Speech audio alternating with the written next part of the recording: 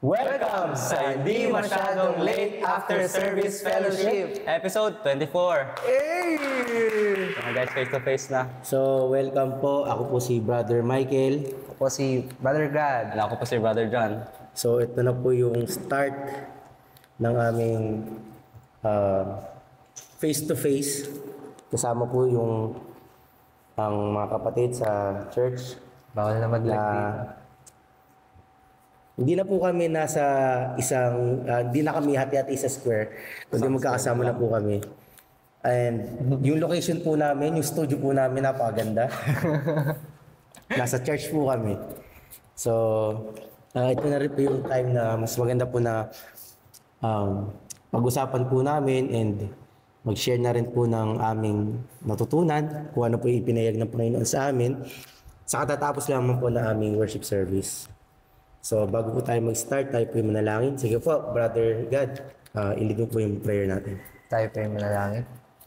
Ama namin na sa langit naman, salamat naman sa araw na ito. Hinayaan niyo po ang bawat sa iyo naman, prayer naman, magkatipon-tipon naman, upang mapag-aralan naman yung mga salita mo. Panginoon, tulungan niyo po mga prayer naman, ang bawat sa iyo naman. Yung pagkalinisin na yung mga puso, tuwin niyo naman, patuwarin po yung mga sa yung mga kasalanan naman. Hayaan niyo po mga prayer naman, ang yung banal na Espiritu Santo, ang manguna sa bawat sa amin naman. Amen. At tunay yung maglilid ng mga prayer naman sa pagpapayag na yung mga salita. Panginoon, tulungan niyo po mga maging kalakasan to sa bawat sa amin naman. Kahit naman sa amin naman, mga kapatid naman na nakikinig naman. Panginoon, ikaw ang manguna, at ikaw maghari naman sa bawat sa iyo naman. Nakilang yung pangalan naman, at ito ang aming tinidalangin. Sa pangalan po ng aming Panginoong Jesus. Amen. Amen. So, ano po ang... Kamusta naman po ang ating worship service kanina? Fresh ah. Critical hit. Anong critical hit? Tahimik. Ang tahimik kanina. Wala kasi ako nintindi, nakatulog na naman ako sa harap. Okay. Fresh kanina. Fresh lang. Ilang hours lang. 2 hours ago. So, bago yon, wala pala tayo kamustahan kasi actually, mamaya pa yung youth fellowship nyo, so na-advance tayo. Kamusta naman ang this week? Estudyante mo na. This week, Sa inyong mga estudyante, kamusta naman? estudyante, dinaganan na ng mga gawain kasi palapit na rin yung namin, exam. So, ayun, halos lahat, bagsakan na ng mga activities, wala nang pahinga, wala nang tulugan ata din eh. Mga ibang klase ko, natawa na ako yung mga itsura na mga sabog na. Pero, okay naman, this week nakakayan. Ayun lang siguro. Ikaw? Okay naman. Kasi online lang kami this week eh. Kaya, easy lang. Pero malapit na rin midterms namin. Pero ang mahirap lang is wala kaming ibang teachers. So, okay lang din. Kaso naman sa particular na subject na yun, halos walang natutunan. So, bawas yung i-exam. Yes. So, pero okay naman. Kasi mostly reporting kami ngayon. So, wala kaming masyadong projects. Imbis na parang lang. Yung ibang exam namin, imbis na written, lang sila. Project lang, which is pabor na yun sa amin. Okay naman this week. Okay. Sa amin naman, wala naman kaming pasok. Sabi ng teacher namin, wala daw kaming gagawin. Tagal lang suspension sa'yo. Suspend. Vacation leave kami ng 365 days lang. So anyways, dumako na tayo dun sa worship service kanina. Which is, yun nga, kamusta naman ang pangungusap ng Panginoon sa atin kanina? Dami pang kailangan as a church. Grabe. Nagtataka ako, saan church ako? Sa church. Nag-ano kasi kanina eh, parang nagbigay ng list kung ano ang church. Ano dapat yung church? Titignan ko wala pa akong na-check eh. Grabe yung alanganin sa mga mga daming binulit Ang dami binulit eh, sabi ko. Pito yun, no? Alanganin ah. So, which is yung ipinahayag ng Panginoon sa atin kanina is the church on the rock. Diba? Na kung babasahin natin yung main verse, sige, buksan nga natin. Sa Matthew chapter 16, verse 18 to 19. Sensya na po, sinisipon po at inuubo. Ito po ang nakasulat. At sinasabi ko naman sa iyo na ikaw ay Pedro, at sa ibabaw ng batong ito ay itatayo ko ang aking iglesia, at ang mga pintuan ng Hades ay hindi magsisipanaig laban sa kanya. Ibibigay ko sa iyo ang mga susi ng kaharian ng langit, at anumang iyong talian sa lupa ay tatalian sa langit, at anumang iyong kalagan sa lupa ay kakalagan sa langit. Amen. So, ito yung pagkakataon or eksena sa aklat po ng Mateo na kung hindi ako nagkakamali, nasa Caesarea Philippi ang ating Panginoon at ang kanyang mga alagad. At sa tagpong ito yung tagpo na usan, tinatanong ng Panginoon kung ano ang pagkakakilala ng mga tao sa Kanya. Di ba? And dito, kung babasahin po natin yung buong talatang yun, ito po yung response ni Jesus Christ sa sagot ni Peter. Nung tinanong ng Panginoon kung ano ang tingin ng mga alagad sa ating Panginoon. Di ba? Pero, as the title implies, di ba, the Church on the Rock. Naunawaan natin kanina sa worship service na it is Jesus Christ who built the church. Diba? Hindi si Pedro, hindi ibang tao, hindi nabuo ang church sa pamamagitan ng iba, kundi sa Panginoong Hesus lamang. And through our worship service kanina, naunawaan natin na ang naisipahayag ng Panginoon sa atin is ang tunay na iglesia ay meron dapat may maayos dapat na relasyon sa ating Panginoon. 'Di ba? Tayo alam po natin na yun nga bilang mananampalataya, we know and we call ourselves as church. Tama ba? Pero base kanina, yun nga, di ba? Ang daming pointers na binigay sa atin sa worship service. Kayo, base sa pakikinig kanina, ano naman ang naunawaan ninyo sa worship service natin?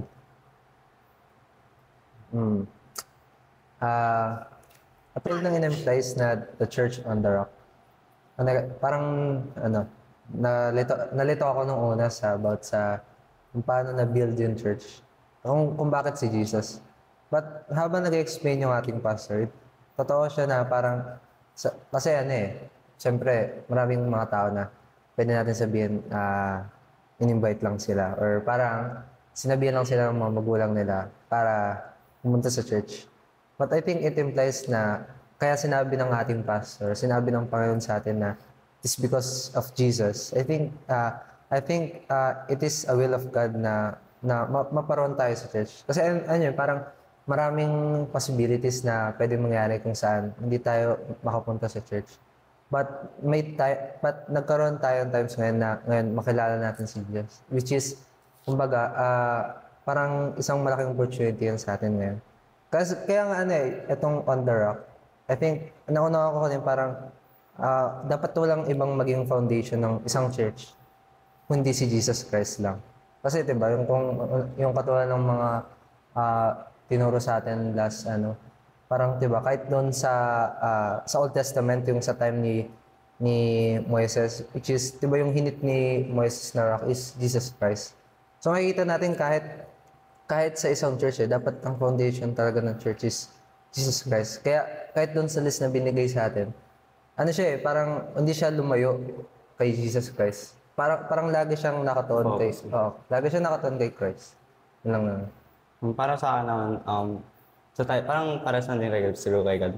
Sa title pa lang, parang nagkaroon na ako ng unang isip, sa tingin ko, babanggitin naman para natin patatagalin yung church.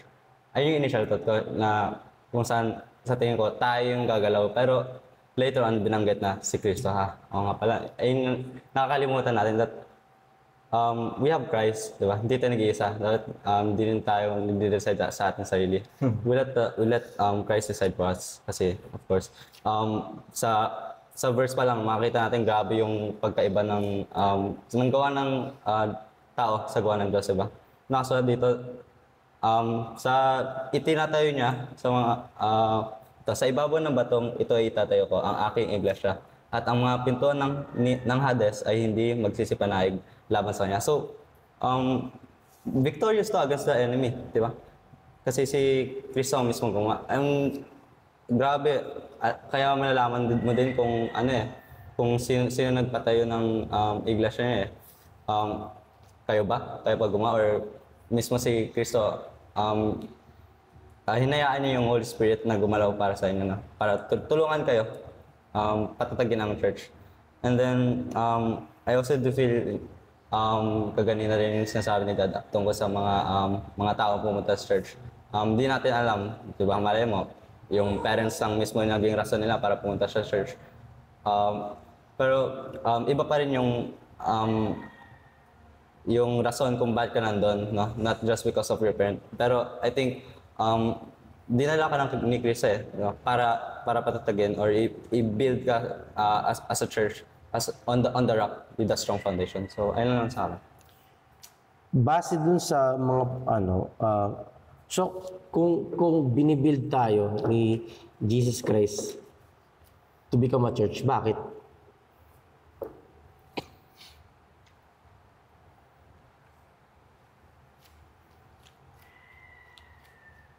Bakit tayo binibuild as a church? Oh. Kasi if Jesus Christ is the one who builds the church and we are the church, tayo ba? Tayo ba yung church? Yes. Then why? Bakit? Ano ba? Kasi para sa atin lang, yung katulad tinuro sa atin, yung church kasi yung body of Christ. So, alam mo yun. And I learned na parang we are built, kasi sabi dun, diba, na yung church na tinayo ni Cristo, yun nga, na hindi kaya labanan ng Hades yun. Which is parang, kumbaga, as a church, we represent Christ. Parang ganyan yung nawa ko, parang, kaya tayo binil ni Jesus. Parang, because kung si Jesus yung nag-build, it is firm. So, amen, whatever is thrown to us, or yung, ayun nga, yung world, parang we will represent Christ. So, parang siya yung mag-glorify since siya yung head na. Ayun yung pagka-understand ko siguro kung bakit, why church tayo? Why San Temple? Ikaw, Brother John. Parang simulan din naman sa kanya. Hindi, Control C? May unting dadagdag. Gayang katulad, hindi lang tayo tinatawag ng Diyos dahil sa walang rason, di ba? Binanggit ka ganyan na si Kristo ay ulo at tayo yung nagsisilbi katawan, no? Tinawag tayo para paggamitan natin ang Panginoon Diyos. Kasi lahat ng function ng body, gaya ng sinabi na sa atin ng pastor, katulad ng katawan ng tao, di ba? Biologically, yung ulo, yung head, tapos inuutusan ang body natin kasi may gusto itong ipagawa sa atin or may kailangan i-function. So may follow-up ako na tanong ulit dyan. So, utosan tayo ng Panginoon. Kasi sabi mo, yung head, inutusan yung body. So, utosan tayo ng Panginoon. Hindi naman inutos, pero parang parang gabay, nagli-lead sa atin. Kasi sabi mo siya. Parang ayun nga, the word is head. Siya yung parang ginagawa natin parang referensya sa mga gagawin natin kasi siya yung nag-uutos, diba? Nagsasabi ng dapat natin mga gawin. And then, nakasulat nga dito, diba? Puntitin natin yung verse. Sa 1 Corinthians chapter 1, verse 12. Nakita na pa. Ibig ko ngang sabihin ito na ang bawat isa sa inyo ay nagsasabi, ako'y kay Pablo, at ako kay Apollos, at ako kay Cephas, at ako kay Kristo. So, itong binanggit ito, yung mga tao dito, they're not just people, pero I think mga believers din sila diba? Pero sinasabi dito, that ang main punto lang na to, yung mga tao, hindi tayo for anyone, but para tayo kay Kristo, diba? Tinawag tayo mismo eh. Kasi, gaya nga nakasulat dito, we are not for anybody else. All Christians are for Christ. So, ayun lang siguro. Okay. So, dun sa mga pointers na binigay sa atin kanina, bago natin i-review yung mga pointers, ano bang pinapahiwatig ng mga pointers na yun? Ano bang pinatutukuyan ng mga pointers na binigay sa atin ng Panginoon kanina? Yung church, that's one.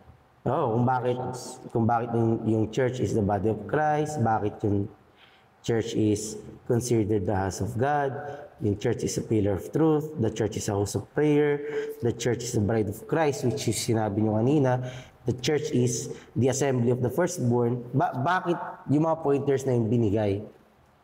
Ano bang pinupunto ng mga pointers na yun?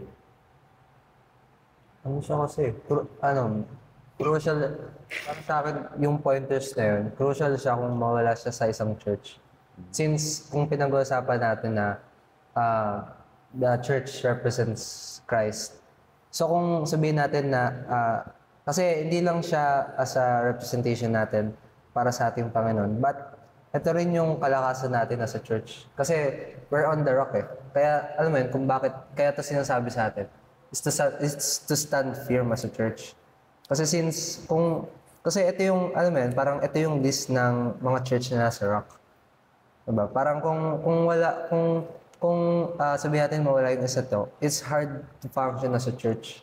Kumbaga parang ito yung kalakasan natin bilang isang church. Yun yung take ko dun sa list na binigay.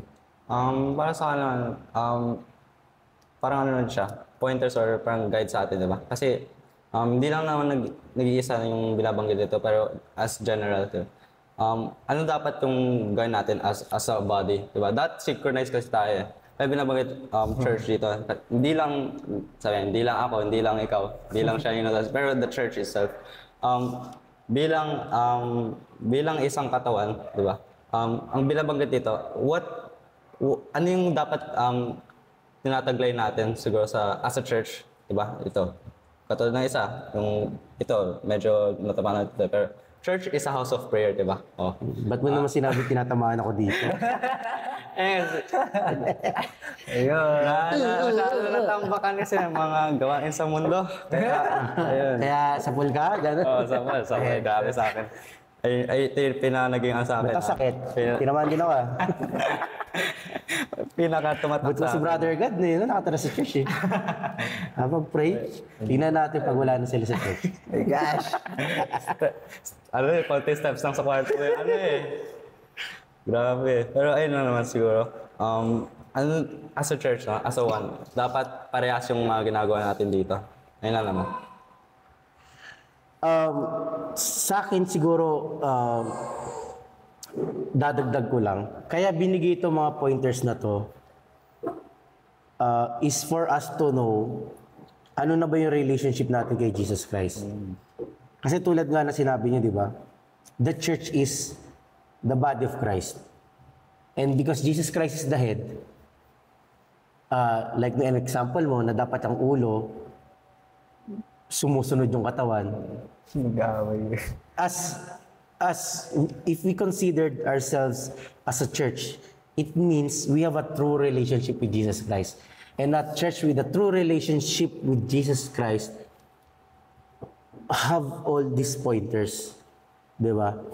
Kaya nga, excuse me, kaya mauunawaan natin na ang isang iglesia na nakatayo sa tunay na pundasyon, which yung tinutukoy nga sa 1 Corinthians chapter 1, verse 11.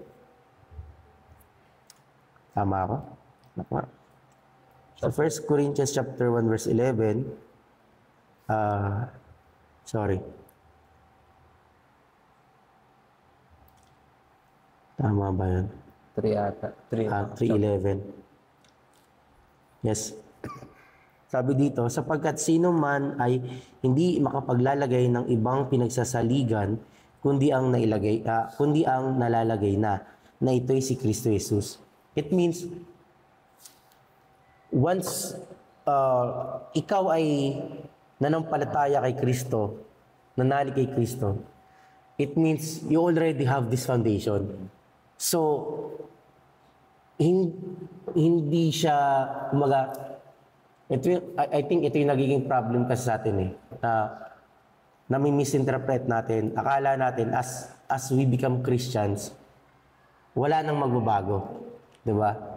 Kaya maraming mga mananampalataya, bagamat sinasabi nila na mananampalataya sila, hindi nakikita si Kristo or their lives, yung pamumuhay nila, hindi nababago. Why?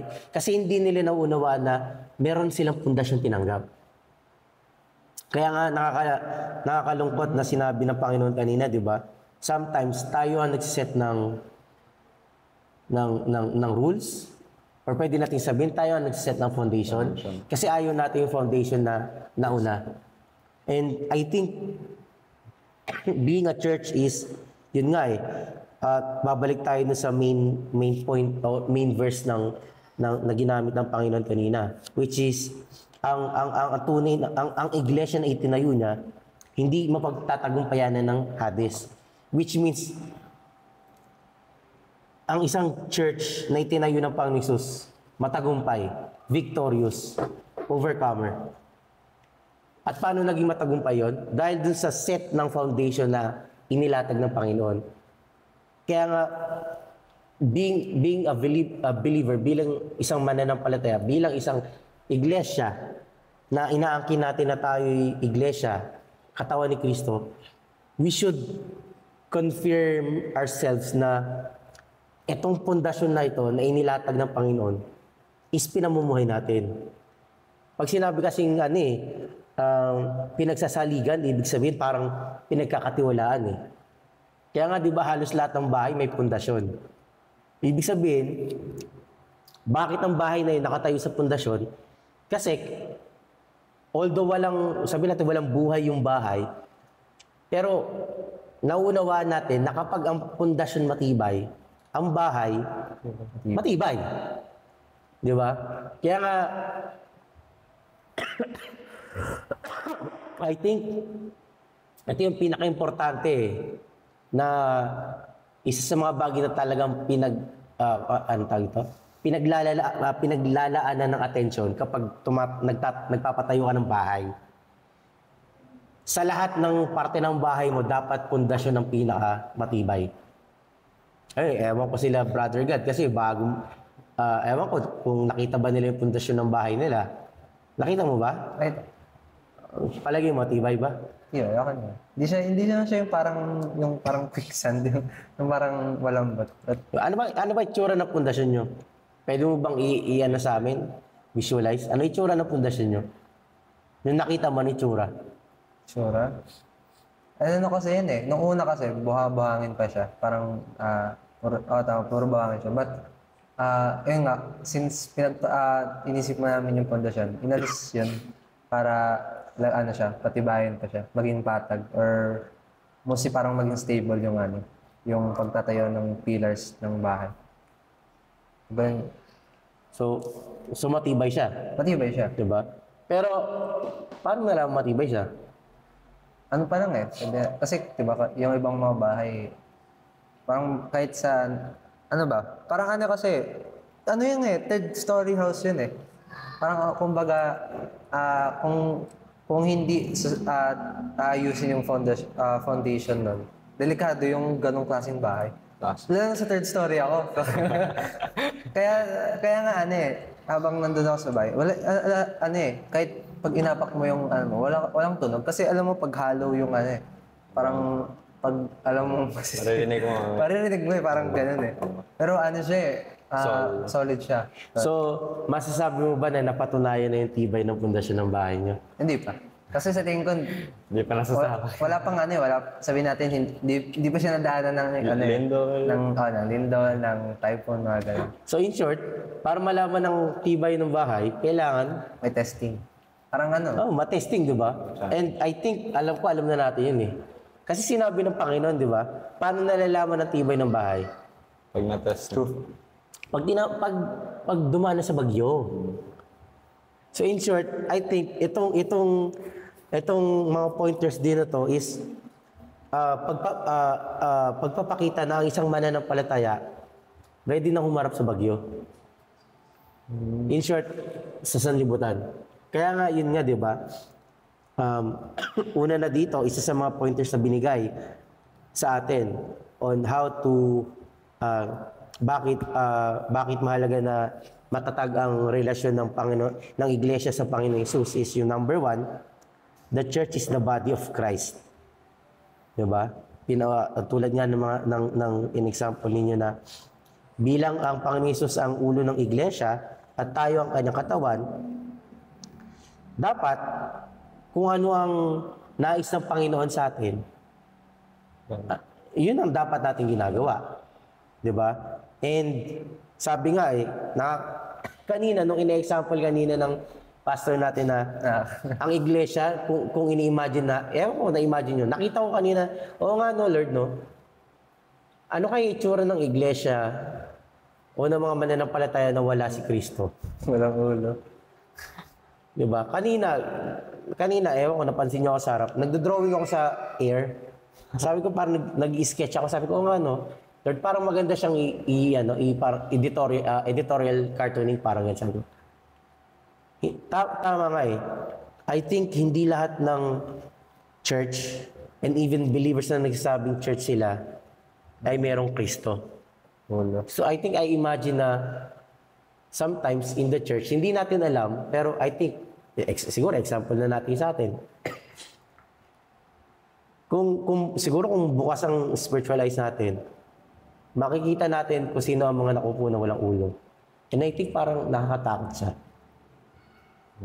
Ano? Kaya may kilala mo kung ano kung nare-represent sa kanya si Jesus.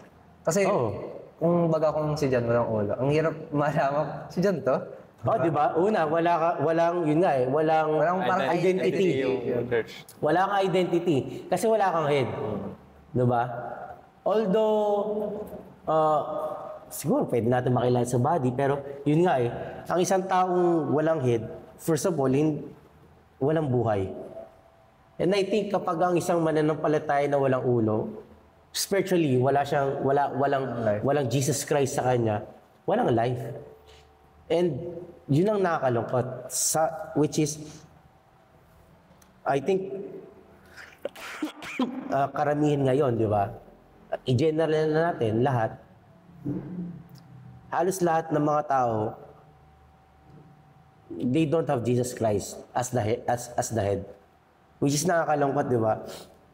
Kanina, nasaktan din ako doon na, ano bang, di ba sabi kanina, ano bang gusto nyo? Kayo ang sumusunod sa Panginoon o ang Panginoon sumusunod sa inyo? Which is nakikita ko kanina, sometimes, ganun ako, na parang, you call yourself as a church, as a body of Christ, but you want to be the head. Gusto mo ikaw na susunod. That's why sometimes yun nga Dahil gusto mo ikaw ang maging head, dinidisregard mo yung foundation. Nag-create ka ng bago. Yun yung I think, isang revelation kanina na pinakita ng Panginoon na, That's why, doon pala sa number 1 pointer, medyo parang, masakit. Walang check. Diba? Kaya nga sabi doon, 'di ba, sa 1 Corinthians chapter 3 verse 6, 'di ba?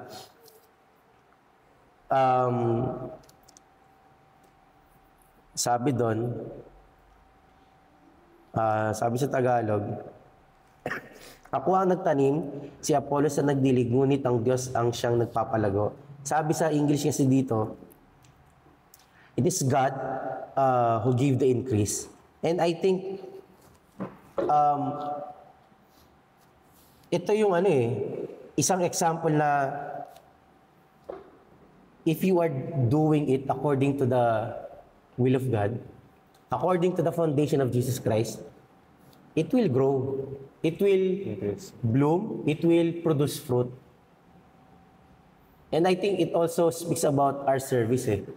Diba?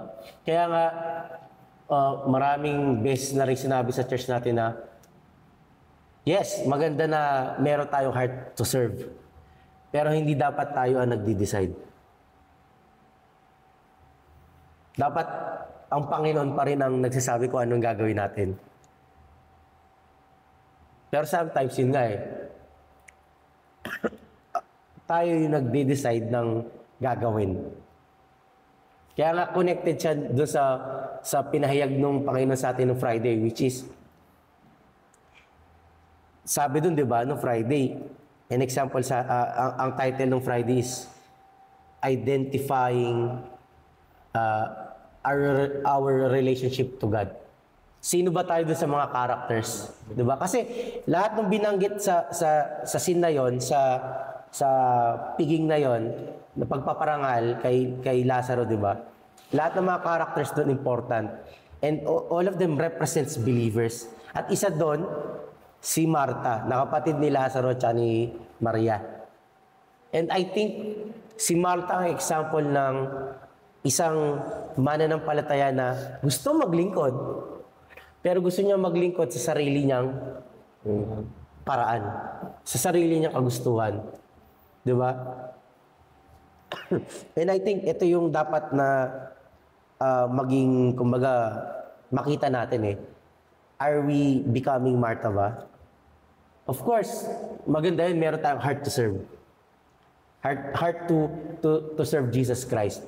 Pero, base kasi dun sa nangyari na yun, di ba? Pwede kung unawain natin, pinaunawa ni Jesus Christ kay Martha, ano ba talaga mas importante? Di ba? Kaya nga, as a church, we really should have that, kumbaga, submission to Jesus Christ as our head. Di ba? That we should really obey what He say, what Jesus Christ wants to us, kung anong gustong pagawa sa atin ng Panginoon. Number 2, sabi doon, the church is considered the house of God. Why? Bakit daw tayo kinoconsider na tahanan ng Diyos? Bakit?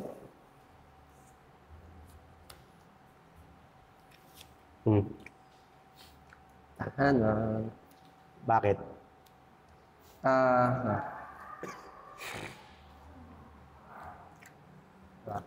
Tricky rin kasi. Or I mean, bakit ang church, kino-considered as a house of God?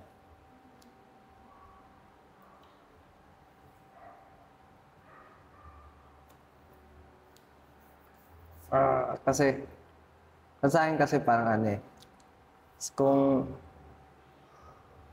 diba, parang, because God sent the Holy Spirit sa ating buhay, we are considered as a house. Because, as a church, we are considered as a house since God is living in us. Kaya nga dito sa 1 Timothy chapter 3 verse 15 said, ngunit kung ako'y magluwat ng mahabang panahon, ay upang maalaman mo kung paano ang dapat sa mga tao na ugaliin nila sa bahay ng Diyos, na siyang iglesia ng Diyos na buhay, at haligi at suhay ng katotohanan. Diba? Parang dapat we should consider ourselves as a house of God. Because parang kung, kasi saan titirang Panginoon? Parang if we are a church, diba? Kahit sa church, diba, before, it is filled with the presence of God. So kung really ang head natin is Jesus Christ, Jesus Christ, dapat siya yung nag-live sa atin, diba? Kasi parang kumbaga sa body of Christ, parang yung makikita siya imbis na tayo. Para sa akin siguro, dadagdag ko lang, diba? Kung titingnan ulit natin yung nakasulat sa verse dito sa 1 Timothy chapter 3 verse 15. Nakasulat. Ngunit kung ako'y magluwat ng mahabang panahon ay upang maalaman mo kung paano ang dapat sa mga tao na ugaliin nila sa bahay ng Diyos, na siyang iglesia ng Diyos na buhay at haligi at suhay ng katotohanan. Kung titingnan natin sa English, yung last word na binanggit, sa King James, nasulat doon, ang Church of the Living God daw is the pillar and the ground of the truth. So, ito pang sa tingin ko, tayong to testify that God is alive, God is well, and God is true. Diba? Tayo nagiging parang symbol na ang Diyos ay buhay. Through the works bilang siya ang ulo at kung anong ninanais niya, gagawin natin. No? Malalaman natin na tunay at buhay na Diyos kasi gumagalaw siya para sa atin. Gumagawa siya ng paraan and dito nagiging nagiging matatag tayo and then nagiging symbolismo tayo ng that God is existing. Kasi ayun, the ground of the truth. Katotohanan. As in tunay na katotohanan ng nananaig ang Diyos. So ayun lang. Siguro, idagdag ko na rin doon, balik tayo sa 1 Corinthians, chapter 3.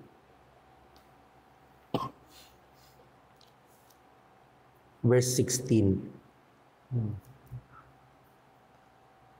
1 Corinthians chapter 3, verse 16. Sabi dito, hindi ba ninyo nalalaman na kayo'y templo ng Diyos at ang Espiritu ng Diyos ay nananahan sa inyo?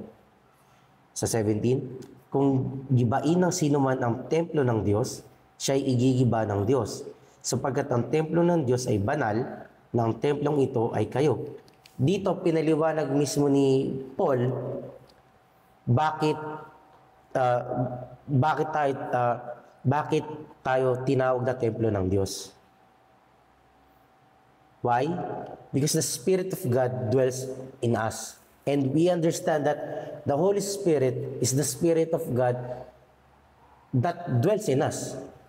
Ito yung proof na sabi nga, di ba? Ito yung, ang banal na Espiritu Santo ang proof na tayo yung mga anak ng Diyos. Sabi sa Romans.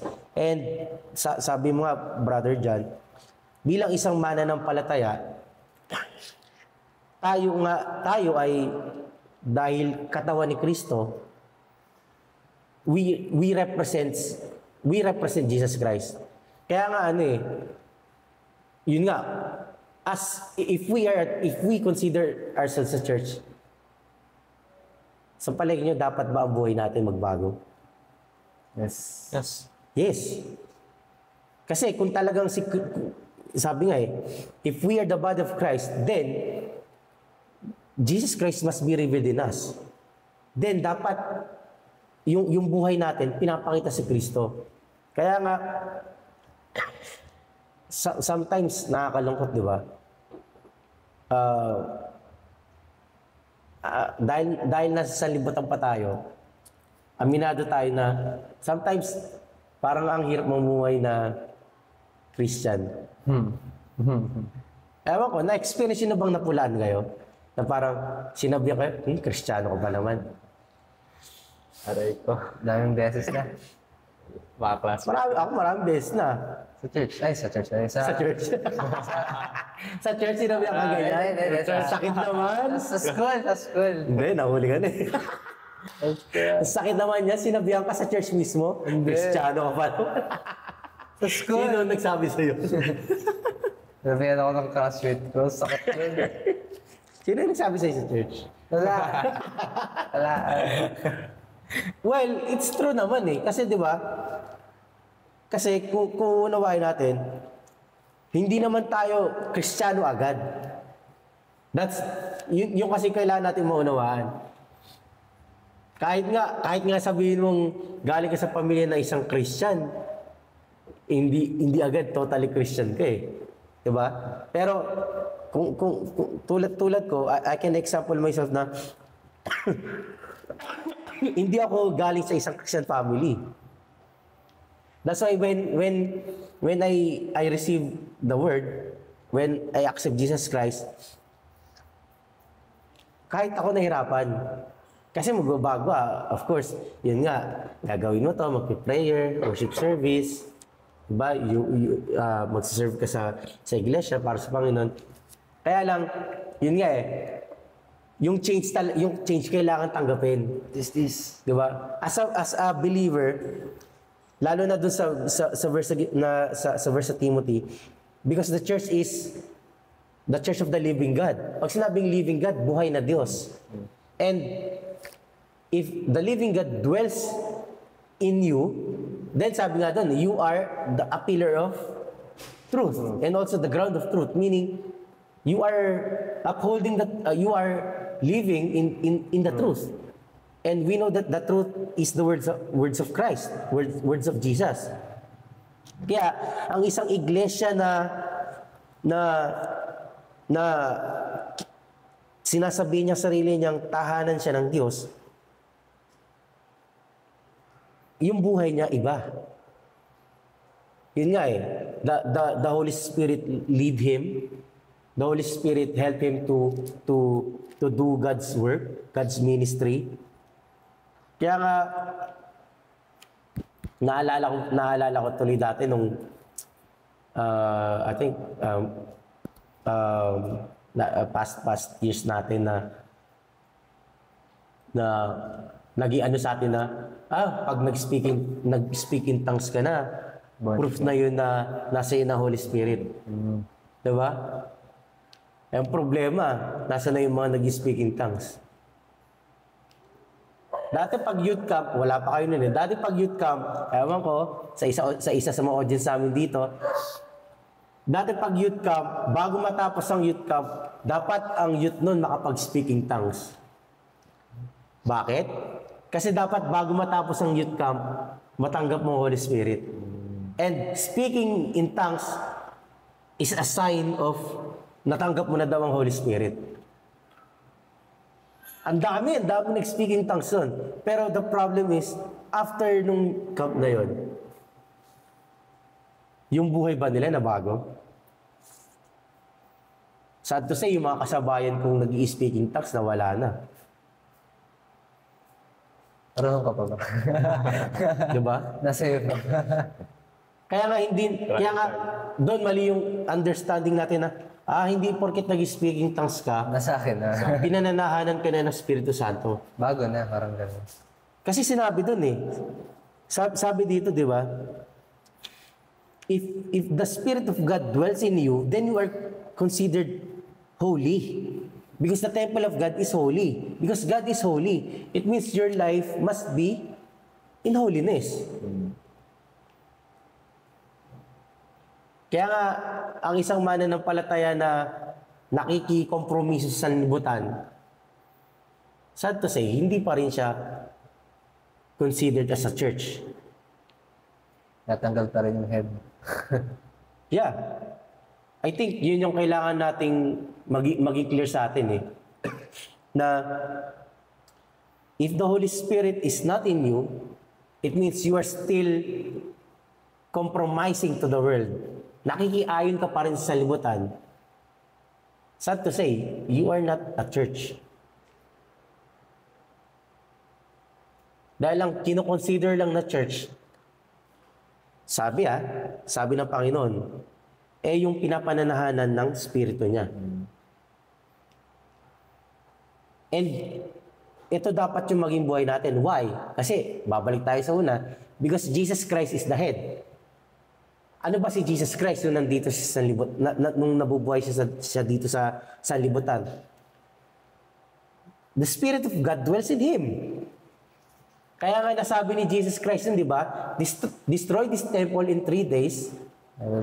Destroy this temple and in 3 days I will rebuild it again. Pero sabi doon, hindi niya tinutukoy doon yung physical temple. Ang tinutukoy niya yung sarili niya.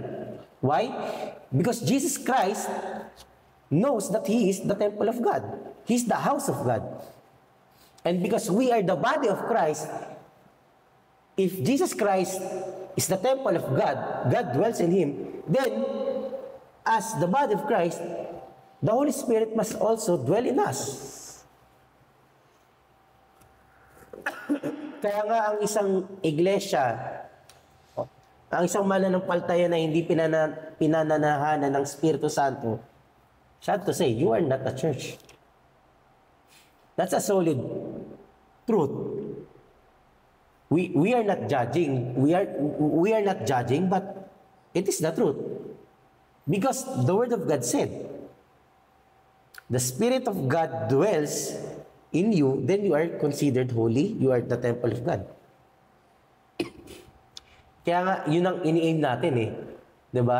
That's why we pray na mabago tayo, na mapagtagumpayan na natin yung lumang pagkatao natin. Why? To receive to receive the Holy Spirit. Ito yung kailangang maranasan natin. 'Di ba? Pangatlo, and I think kasama nini, church is the pillar of truth. Yun nga, 'di ba? And if we are in the truth, if the church is called the pillar of the truth, we should understand and know the truth. Sabi nga sa Matthew 22 verse 16. 'Di ba?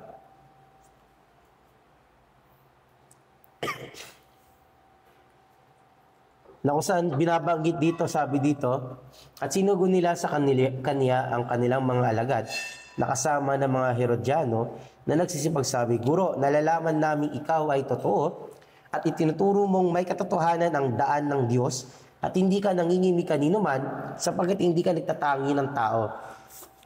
These are the people who, as they see Jesus Christ, they understand that this is what Jesus Christ do. Ano yung ginagawa daw ni Jesus Christ? Di ba? Sabi dito,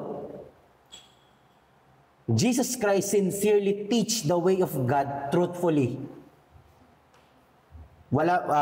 He don't have favors from any individual. And he pays no attention to external appearances. Ibig sabihin, bilang isang mananampalataya na ikaw, if you are a church, you should be a pillar of truth. Kaya nga, I think, mas maganda talaga na ganito, nagkakaroon tayo ng ganito sa church. Na hindi lang dapat naririnig natin yung Word of God. We should really understand it. Why? Kasi kailangan din nating tumayo doon sa katotohanan. Sad to say, kung hindi natin nauunawaan na tayo nasa katotohanan, hindi tayo makapamuhay sa katotohanan. And if Jesus Christ teach according to the truth, then as a church, we should also teach according to the truth. Diba? Kamusta naman ang mga kabataan ngayon? Kanina nag-meeting kayo, kamusta naman meeting? May mga bagong kabataan. Yung mga nag-graduate. Yung nag-graduate na Graduate? ng junior. Mga junior. Junior? Oo. Dagdag. Okay naman, parang Inintroduce namin yung siguro paano as a youth, paano kami like anong ginagawa namin na different siguro sa ginagawa nila. Ayun lang naman, parang nagpakilala kami isa-isa kasi hindi rin na sila nakakausap masyado kaya hindi na alam yung pangalan. Pero yung lima sila. wala yung isa. Absent na isa. Pero yung isa si Chloe, si Yesha, tapos si Natalie. Kamusta naman? Paano na... Kailan natin ituturo sa kanila ang... Tinuturo Sa taas. Di ba? Kasi dapat natanong niyo ba kamusta ang sa worship service? Anong naunawaan nila? Parang, Kung may naintindihan ba sila? since junior kasi sila, sa baba sila tinuturo. parang last day lang nila ngayon. Last day nila. Ayun, dito sa baba. Tas, So first time nila. So Hindi, ibig wala sabihin pa next sila. Sunday, first ano nila. service na sa taas. Okay. So, introduce lang namin na how, syempre tinanong namin sila kung ano yung parang, paano ba sa baba? Ano ba yung, tinuturo. ano yung tinuturo sa inyo? Tenga. Sinare nila sa amin na halos mga introductions of stories ng different Tunay na tunay students. laging pinaalala sa kanila or laging diniin sa kanila yung how kung sino yung tunay na Diyos. Parang na buhay ang Panginoon. So ibig sabihin, ready na sila para mag-worship. Sa tingin, parang kasi ano yan parang laking gap kung kasi bigla ka sila, iba yung turo dito sa baba sa taas kasi malalim sa taas. Pero may inutos rin sa atin si Sir Darius, di ba? Parang i-guide namin sila, alam na ba, parang kung may tanong sila. Kung may tanong sila. Tapos ito-try namin i-relate yung binabanggit sa taas sa naging tema nila dito sa baba. So yun, siguro for the first few weeks, i-guide namin sila. After ng service, magkakaroon kami ng siguro onting pag-review kasama nila. May tanong sila. So, yun nga eh. Dapat maunawaan nila na because nasa taas na sila at mag-worship na sila, mag-worship service sila sa Panginoon. Kasi mababago eh. From dito, di ba? Dito sila nag-worship service. Makakasama na natin sila next Lord's Day para sa worship service, di ba? And then dapat maunawaan na nila na kagad na God wants to be worshipped in spirit and in truth. Diba? And as a church that is a pillar of truth, paano ba tayo mag-worship sa Panginoon in spirit and truth? My gosh, layo na rin. Mga audience. May mga audience na po kami. May suggestion po ba kayo? Paano tayo makapag-worship sa Panginoon in spirit and in truth? Kasi sabi doon, a church is the pillar of truth. And if we are in the truth, we should know how to worship in spirit and in truth.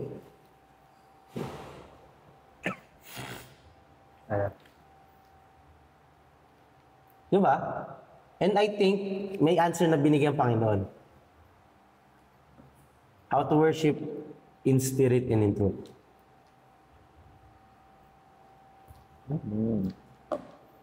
May basahin po natin. Alam niyo ba? Ito yung masabi ko na tinuro ng Panginoon sa atin. How to worship in spirit and in truth. Oo, alam niyo na ba? Alam niyo na ba? Hindi. Nalilito. Parang alam mo yun. Alam niyo na ba? Okay, ito po. Sige, Romans chapter 12. Ito ba yung Romans chapter 12 verse 1 and 2. I think ito po ang pagsamba na nais ng Panginoon. Kaya nga mga kapatid, ipinamamanik ko sa inyo, alang-alang sa mga kahabagan ng Diyos, na inyong iharap ang inyong mga katawan na isang haing buhay, banal, nakaaya-aya sa Diyos, na siya ninyong katampatang pagsamba. At huwag kayong magsiayon sa sanlibutan ito, kundi mag-iba kayo sa pamamagitan ng pagbabago ng inyong pag-iisip upang mapatunayan ninyo kung alin ang mabuti at kaaya-aya at lubos na kalooban ng Diyos. I think this is how we can worship God in spirit and in truth. Kasi dito, di ba? Sabi doon, what God wants is to present our bodies as a living sacrifice, holy, acceptable to God. Bakit? Kasi church tayo. And ano ulit ang church? Bahay ng Diyos. If we want to worship God in spirit and in truth, we should be a house of God. changing? Kaya nga, sabi sa verse 2, di ba? Ang ganda sa Tagalog eh. Sabi dun sa 2, di ba? Okay. Kaya nga, huwag kayong magsiayon sa sanlibutan ito, kundi mag-iba kayo sa pamamagitan ng pagbabago ng inyong Pag-iisip. Pag-iisip. Ay, ko. Which is, nasan yung pag-iisip? Ulo. Sa ulo. So, ibig sabihin, kailan palitan yung ulo? Yes. Yeah. New identity. Kasi tayo yung ulo. Kasi tayo yung identity natin. Yan. Di ba? Kaya nga, natawa ako dun sa ano eh. Ewan kung narinig niyo na po yun, na kaya na daw palitan ng ulo ng tao. Transplant. Di ba? Pag yung head transplant. Kaya lang parang, yun nga, parang weird. Weird, no? Lalit tayo. Paano kapag yun nga, di ba? Yung katawan mo or yung ulo mo may problema, tapos papalitan ng iba. Ikaw ba yun? Hindi na. Parang AI. Ibang tao na eh. Di ba? Ewan ko, yung asawa ko po, isa sa mga audience, pag ako ba pinalitan ng ulo, okay lang sa'yo? Di ba parang weird, di ba?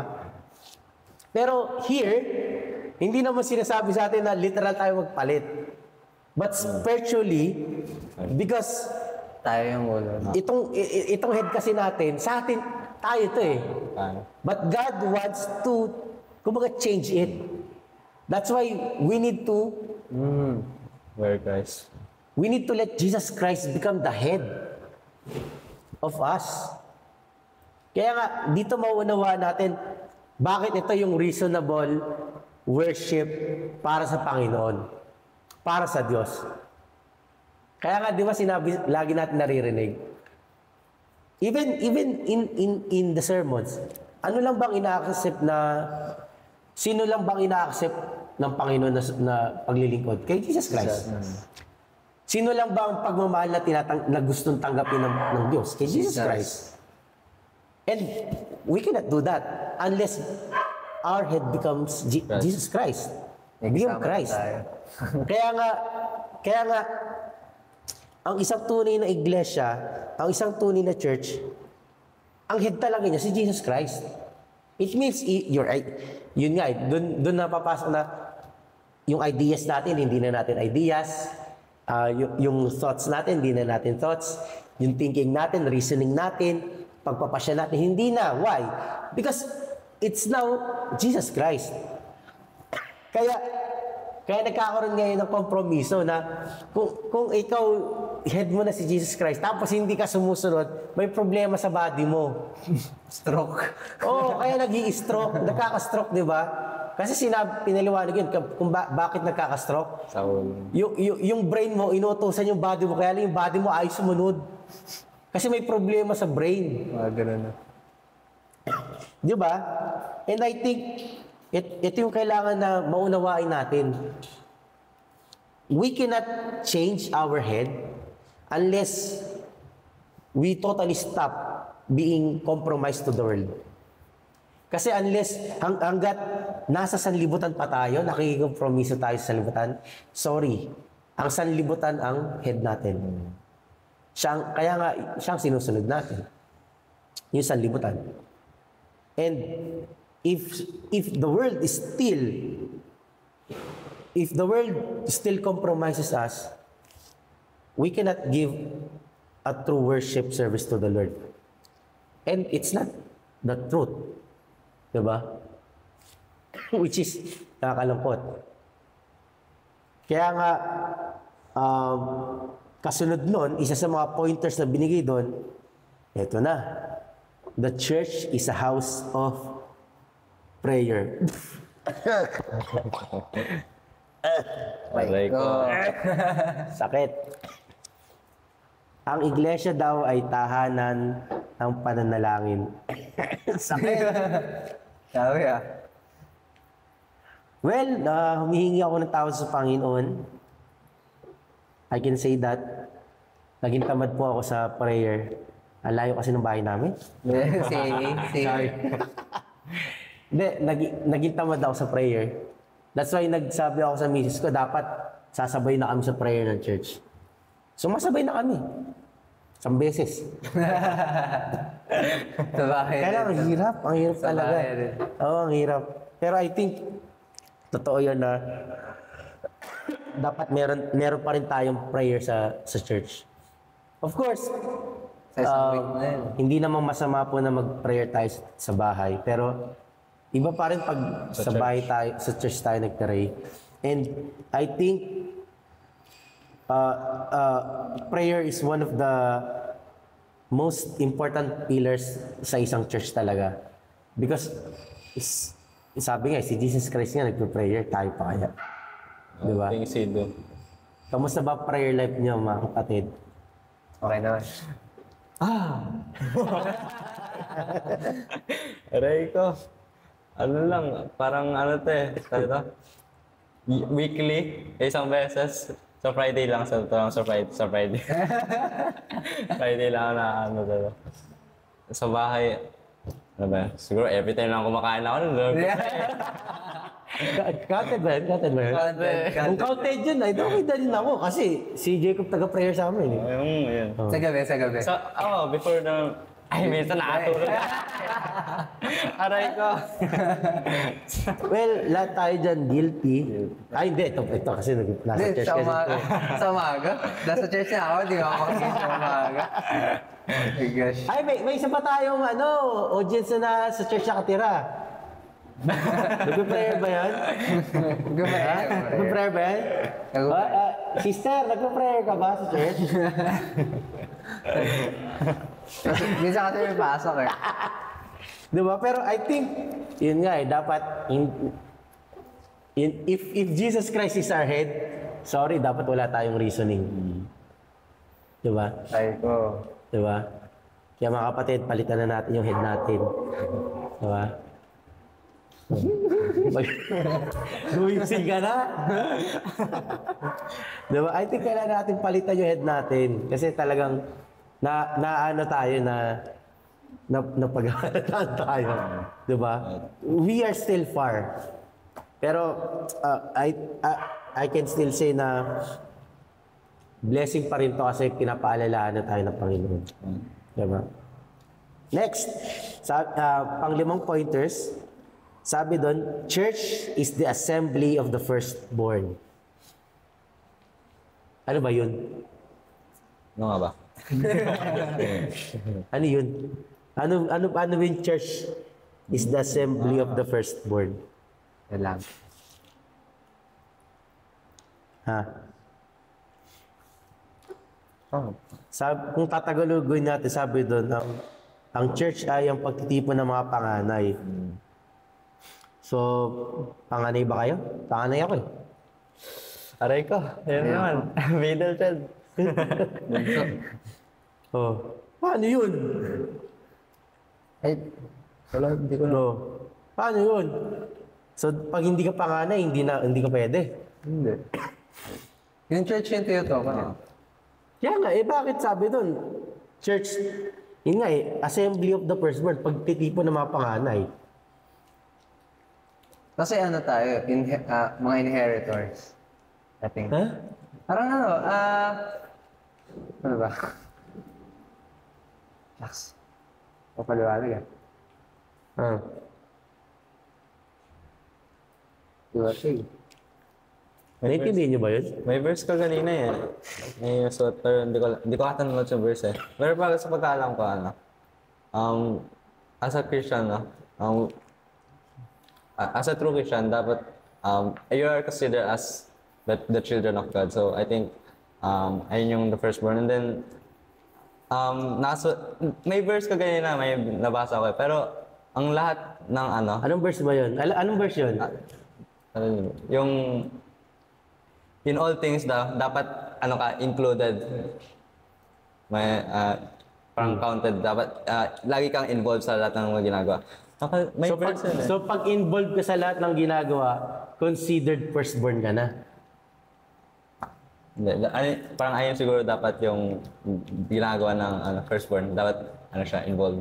So bakit nga ang church is assembly of firstborn? Bakit firstborn? Pag sinabing firstborn, panganay eh. Diba? Bakit? Panganay. Kasi tama kayo doon. sa Bible, ang mga panganay, sila ang tagapagmana. And if we are, and kasi ang ano doon, paano tayo naging firstborn? Diba? Paano naging firstborn? Of course, dahil kay Jesus Christ. Sino ba ang anak ng Diyos? Sino ba anak ng Diyos? Ay. Ha? Si Jesus. Ikaw? Si Jesus. Di ba? Si Jesus. Kung siya ang anak ng Diyos, siya ang panganay. And kung siya yung head natin, magiging panganay tayo. Yes. If Jesus Christ is the head of the church, and because the church is the body of Christ, then through Jesus Christ, we become firstborn. Firstborn. We are not worthy to be heirs. Maging tagapagmana, pero through Jesus Christ being our head, accepting Jesus Christ in our lives, it makes us also firstborn, not just children of God, but firstborn. Ibig sabihin, co-heirs, tagapagmana. Sabi nga din, yung binigay na verse is yung Hebrews chapter 12, verse 22. Sabi doon, but ye are come, sa Tagalog, natapat nagsilapit kayo sa bundok ng Sion at sa bayan ng Diyos na buhay, ang Jerusalem sa kalangitan at sa mga di mabilang na hukbo ng mga anghel, sa pangkahalatang pulong at iglesia ng mga panganay na nangatatala sa langit, at sa Diyos na hukom ng lahat at mga espiritu ng mga taong ganap na pinasakdal. Meaning, sabi dito, because we come to Mount Zion, to the city of the living God, to the heavenly Jerusalem, which refers to Jesus Christ, naging bahagi tayo ng assembly ng mga panganay na yun. Kaya nga, maunawaan natin, sabi kanina ng Panginoon through our pastor, di ba? Ang isang church na bahagi sa assembly ng firstborn, they are involved. Meaning, they are not just co-heirs, but also co-workers of Christ. If Jesus Christ is our head, then kung ano ang ginagawa ng Panginoon Hesus, dapat ginagawa ng iglesia. Kaya nga, hindi ka pwedeng maging tagapagmana kung wala kang ginagawa. Because Jesus Christ did something. At sabi doon sa pang-anim, di ba? Church is the bride of Christ. And because we ourselves are the body of Christ, and we understand it through Ephesians chapter 5, verse 22 up to 32, ito yung madalas ginagamit ng mga pastors o ng mga nagkakasal. Kasi it talks about the relationship between husband and wife. Pero kung unawain natin, sabi ni Pablo, it also reveals the mystery na husband and wife is foreshadowing what is the relationship of Christ in the church. Meaning, a true church wants to become the bride of Christ. And if we are if we want to become the bride of Christ, it means we should be prepared to be married. Diba? Kung yun nga kung handa ewan ko, di pa kasi kayo kakasal eh. Kaya hindi nyo alam yung feeling na excited eh. Diba? Ako kasi kinasal ako. So, ano ba? Ang experience ko kasi nung in-announce namin na magpapakasal na kami na Ate Jack mo, wala lang sa akin eh. Parang wala lang. Parang gano'n lang. Parang wala, ay kakasal kami. Ano lang yan, ang nasa isip ko lang nun, maraming tao, nandun kami sa harap, si Pastor Manny. Yun lang, tapos parang worship service lang. Yun lang yung nasa isip ko.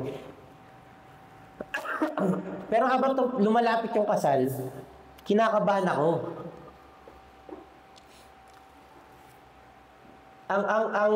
Tapos ang daming tumatakbo sa isipan ko nun.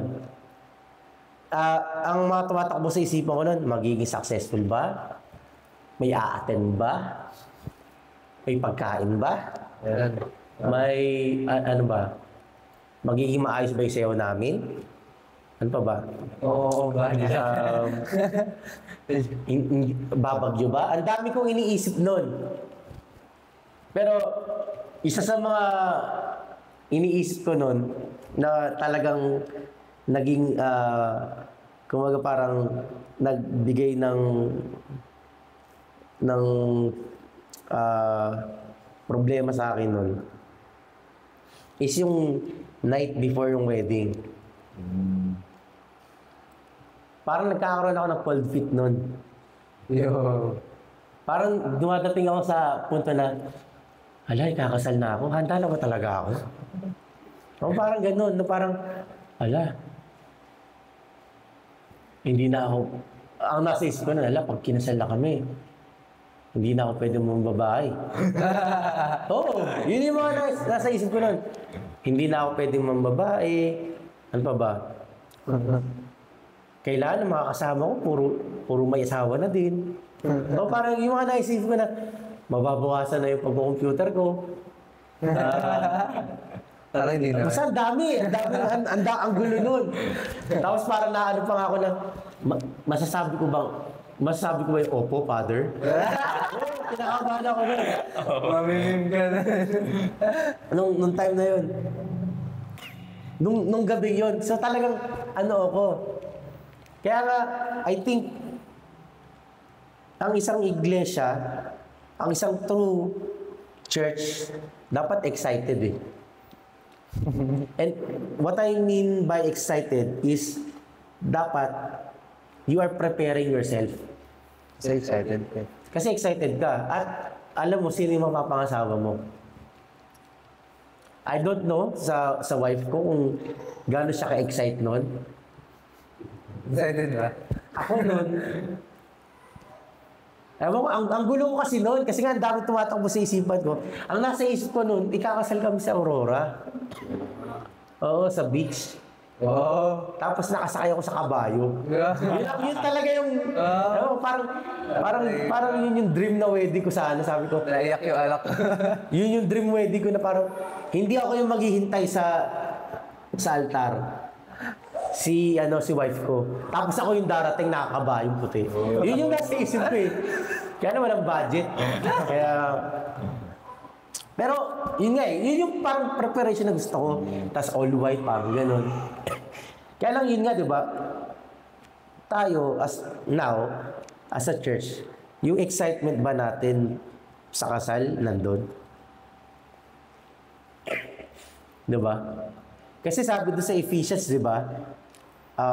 Because the bride is the church, the word of God said that wife should submit to her husband.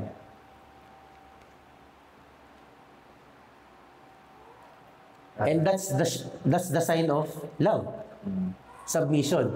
Pero iba kasi ang ng sanlibutan. Pag sinabi, kaya ang sanlibutan galit sa sa ganyang word na submission eh.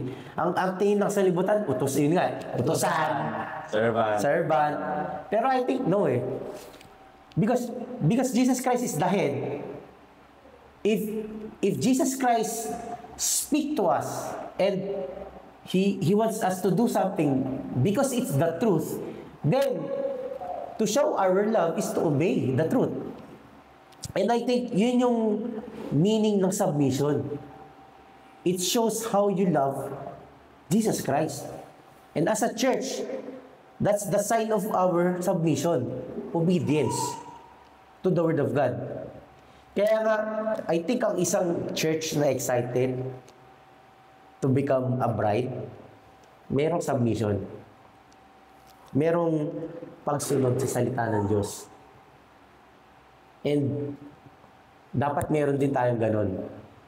As a church, dapat meron tayong, yun nga pagpapakumbaba na sumunod sa nais ng Panginoon.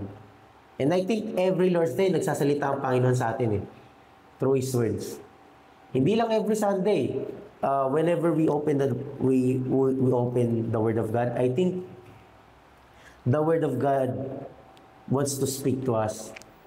And to show our love, we should obey. Kasi sinabi na rin ni Jesus Christ yan sa John chapter 15, di ba? Sabi niya, if you love me, you will obey my commands. And I think that's the sign of a church being a bride of Christ. Ang problema kasi yun nga, di ba? Tulad nung napag-usapan natin sa podcast, sa mga previous podcast natin, ang tingin kasi ng tao, nire-ready nila yung sarili nila as a bride pag dumating na si Jesus Christ. Hindi nila alam na dapat, ngayon pa lang, yung thinking mo na, yung mindset mo na, you are a bride na.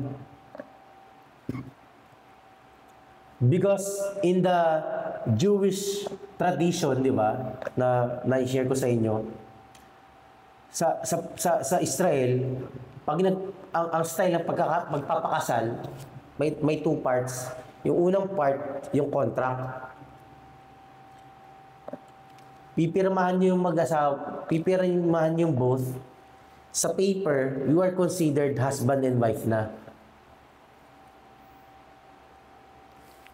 Pero mag-wait pa kayo ng 1 year para ikasal. And I think, ganun din sa atin Because Jesus Christ, sabi nga kanina, si Jesus Christ ang nagtayo na iglesia, He built us. That's also a sign contract sign na we are husband and wife na. One body. One body na Kaya nga, yun nga, sabi nga doon, di ba? If we are kaya nga tinukoy din doon sa Ephesians, di ba? Ang lalaki, aalis sa kanyang parents at sasama na sa kanyang asawa at sila isang katawan na. Hindi na isa. Kaya nga hindi na sila pwedeng paghiwalayin. And I think, once we accept Jesus Christ as our head, we also are accepting Jesus Christ already as our husband. It means, sa Kanya na tayo. Hindi na tayo pwedeng ibenta sa iba. Di ba? Yeah, yun yung purpose ng redeem. Kaya nga hindi na tayo pwedeng ibenta. Kaya nga hindi rin tayo pwedeng magpabenta. Di ba? Kaya nga, di ba, sorry sa word, yun yung nangyaring, I think yun yung magandang example Kaya, one of my books na talagang binabasa is Hosea. Kasi grabe yung pagpapakita doon ng pag-ibig ng Diyos. In example doon sa life ni Hosea. Kasi di ba, inutusan ng Diyos na si Hosea, si Prophet Hosea na mag-asawa ng, sorry po sa word, prostitute. And time after time, yung asawa niya, niloloko siya. And then, nagkakaanak. And then, sasabihin ng Diyos sa kanya, no, tanggapin mo pa rin siya, pati yung anak. And then, gagano na naman. Yeah. I think for a man, masakit yun. Super, di ba? Pero doon, pinaunawa na, pinaliwanag ng Diyos na, ganun kasi tayo. Sobrang katigasan ng ulo natin, hindi tayo nakokontento. Naghahanap tayo ng iba. And then, pag nagkamali tayo, balik tayo sa Panginoon. And God welcomes us with open arms. Pero now that Jesus Christ bought us, built us, prepared us, at ikaw,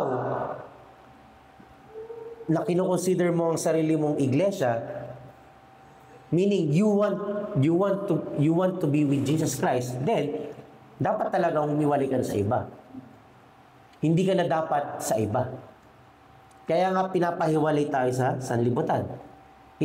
Sinasabihan tayo huwag makompromiso sa sanlibutan.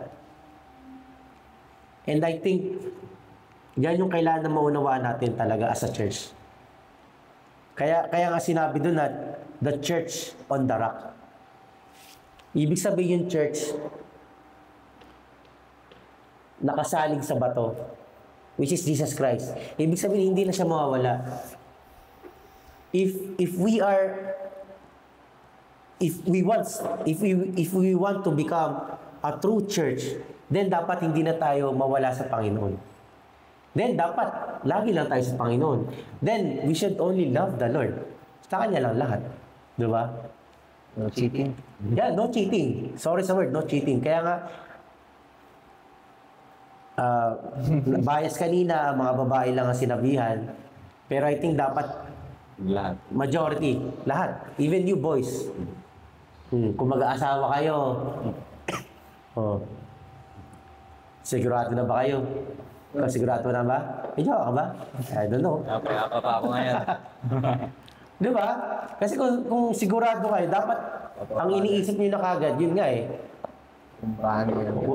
Kaya nga hindi... Ewan ko ba't nauso yung ligawan? Wala talagang... Kaya nga walang ganun eh. Diretso. Oo. Kaya nga dapat ngayon pa lang decided ba talaga kayo?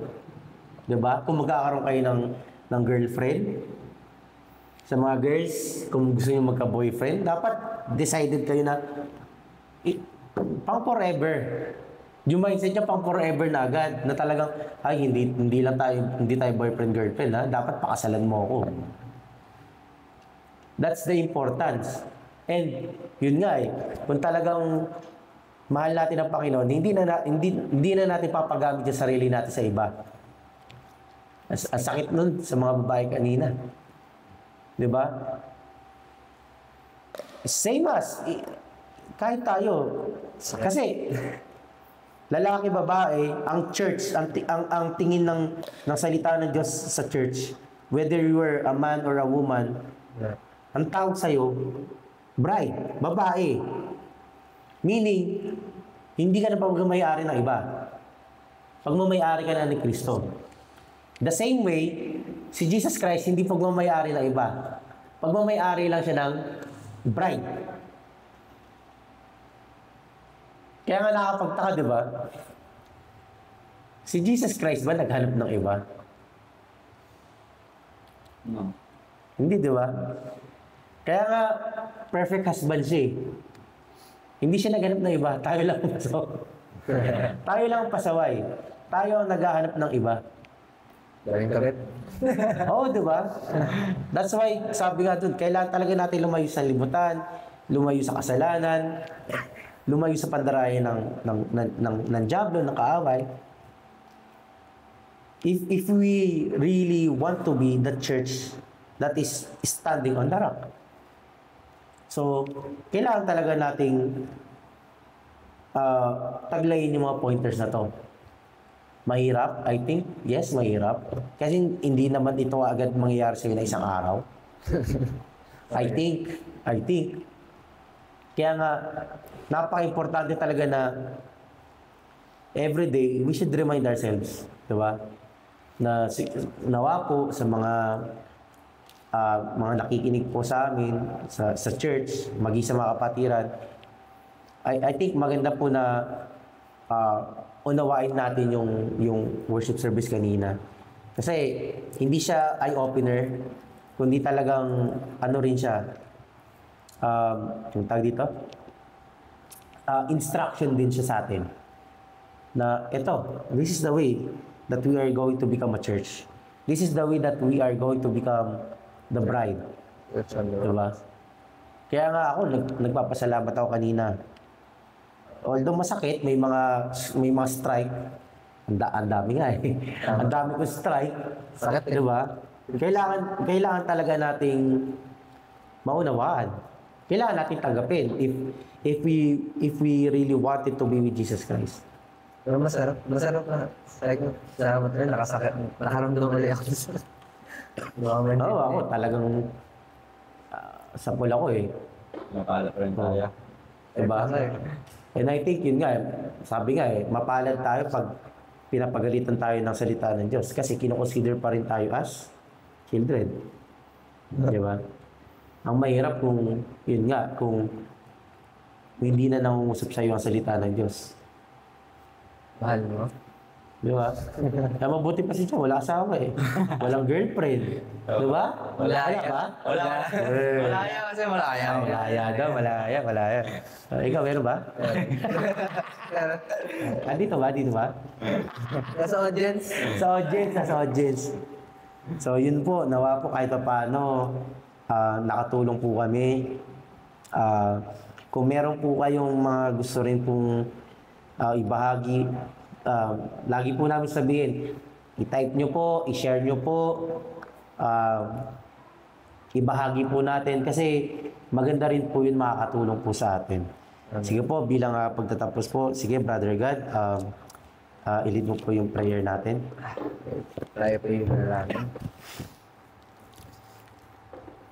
Ama namin nasa langit, salamat sa araw na ito. Tunay mga prayer God sa mga sinta yung pinayang ating masbad sa Panginoon, salamat Ama sa iyong mga gabay, mga prayer God, mga patuloy niyo po mga binibigay masbad sa iyong walang hanggang mga pag-ibig mga prayer God, sa patuloy mga pagtutuwid sa bawat sa aming Panginoon. Panginoon, prayer God, tuloy sa kahirapan naman ang pagsunod naman sa mga bagay nito. Hayaan niyo po mga Fergan naman na ikaw ang tumulong mga sa bawat sa amin naman. Tunay mga Fergan naman, hindi namin kaya mga sa mga sarili naman. Puno-puno mga Fergan naman sa mga sariling kompromiso mga Fergan naman. Kahit tama yung mga lumang pagkatao naman. Pero hayaan niyo po mga Fergan naman na tunay mga overcome to mga. Patuloy kami maging true church on the rock. Amen. Lord God, we pray in your holy name. Kahit naman sa mga kapatid ng mga Fergan naman, nakikinig naman sa iba pala yung mga kapatid na nahihirapan naman lagi sa pananampalataya, hayaan niyo po pawatig niyo po yung mga sinta sa bawat sa kanila. At doon sa gantong simple sharing ng mga Fergan, maging kalakasan nila ito sa kanilang mga buhay mo. Panginoon, salamat naman sa araw nito. Salamat naman sa iyong patuloy yung pag-ibig naman sa aming buhay, Tunay ito ang aming kidalangin sa pangalan po ng Panginoon Jesus. Amen. Magandang tanghali po sa ating lahat and God bless po. Bye-bye!